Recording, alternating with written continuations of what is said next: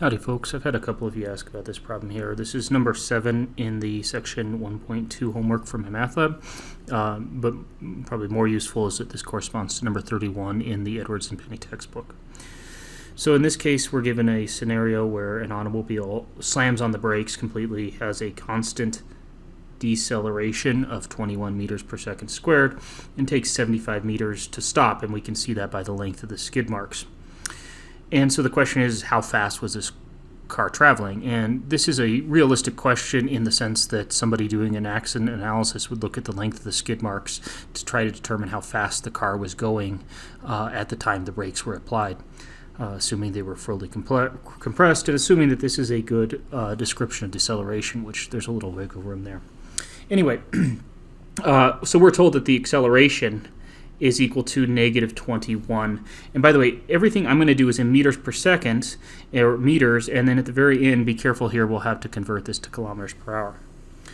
Okay, so we've got our deceleration. I'd like to go ahead and rewrite this as a differential equation. So this would be d squared s dt squared equals negative 21, where we use a as always for acceleration, v as usual for velocity, and I'm using s for displacement. You could use x as well, or some other letter if you wished. So we need to solve this differential equation, taking into account that we don't know how fast this what v naught is. So we could say that v of 0 is equal to v naught, and we'll go ahead and say that our initial position, we'll go ahead and give an axis to this, so we'll go ahead and call our initial displacement 0. And we're also told at some time in the future, let's call it time alpha, this object will have traveled 75 feet. And likewise, what else do we know? And this is maybe the key to doing this problem. After it's, I said feet, I meant to say meters, folks. After it's traveled 75 meters, we know that the velocity would be 0 meters per second. So we've got this point in the future. We don't know what the time value is. We'll have to solve for it. But where we know that the distance traveled is 75 and the car is then at rest. So again, here we have, here's our automobile, forgive me, traveling this way. Here where we'd have, this is when t equals 0. We would say that the displacement is 0, and we would say that v is equal to v naught. We don't know what that is. In fact, that's what we're trying to find here, how fast the car was traveling when the brakes were first applied. So that's our starting point.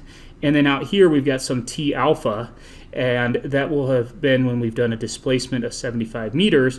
And at t equals alpha, we know that s is equal to 75, and that v is down to 0 at that point. And all of this corresponds to the length of the skid mark. So I hope this clarifies the question. If you still have issues with the question, please let me know. So then we're going to go ahead and solve this differential equation. So let's go ahead and do so. So integrating once would give us that ds dt, or velocity, is equal to negative 21t plus our initial velocity. And unlike in previous problems, we don't know what this v naught is. That's what we're trying to solve for.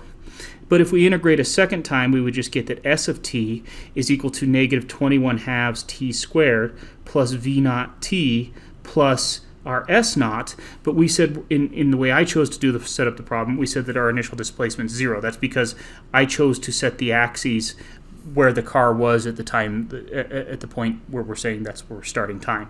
So that's going to be 0. So we get the displacement s of t is equal to negative 21 halves t squared plus v naught t.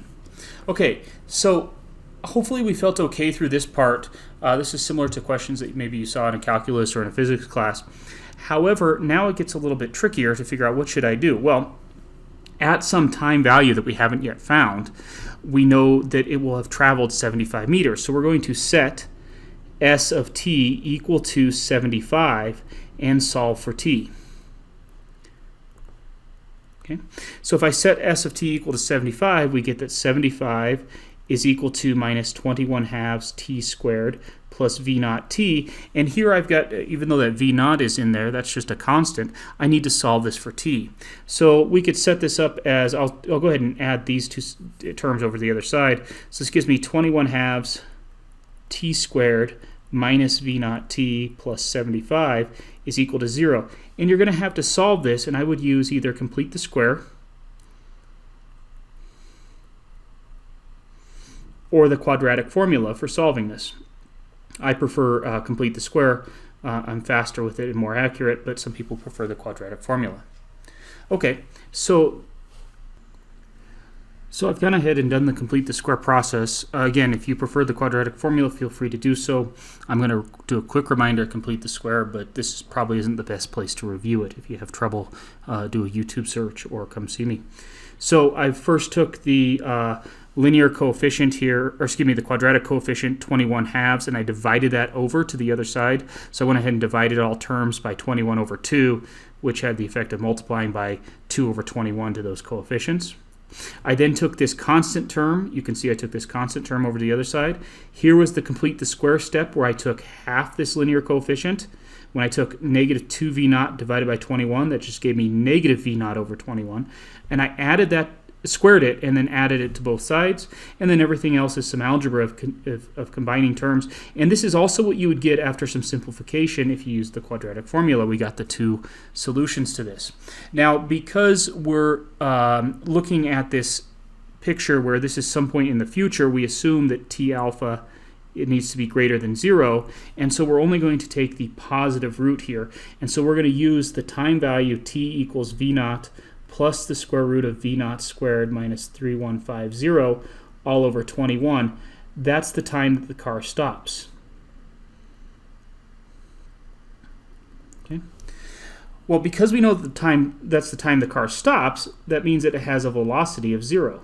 So now what I'm going to do is I'm going to go back to our velocity equation, which we said was this, and we said that it's going to have a velocity of 0. So there was our velocity function, negative 21t plus v naught, and we said that it's going to have a velocity of 0. So this was for the order pair t alpha comma 0. I'm going to plug in the 0 for the velocity, and I'll plug in that time value that I just found here for time, and then we're going to be able to solve for v naught. So when I do so, what I end up with is that 0 is equal to negative 21 times, then I'm going to plug in place of time here, I'm going to plug this particular time value where the car is stopped, v naught plus the square root of v naught squared minus 3150, all over 21. That's a 21 there. I hope that looks like that. And then plus v naught. Doing some cleaning up, let's see what we get. So I cleaned up the terms, distributed this negative 21. Notice that this would enable these two linear v naught terms. They canceled out, and so I'm just left with this expression here. Squaring both sides gives me that 0 is equal to v naught quantity squared minus 3150. We can continue solving for v naught, and we get that v naught is equal to technically plus or minus the square root of 3150, but again we're assuming that the initial velocity is positive, so we'll just take the positive root. And when I do that in the calculator, I 56 point, I'll go ahead and write this out to about 4 decimal places, 1, 2, 4, 9. And this is in meters per second. All that remains to be done with this problem, as you recall, is I said it needs to be in terms of kilometers per hour. So we convert this to kilometers per hour this way.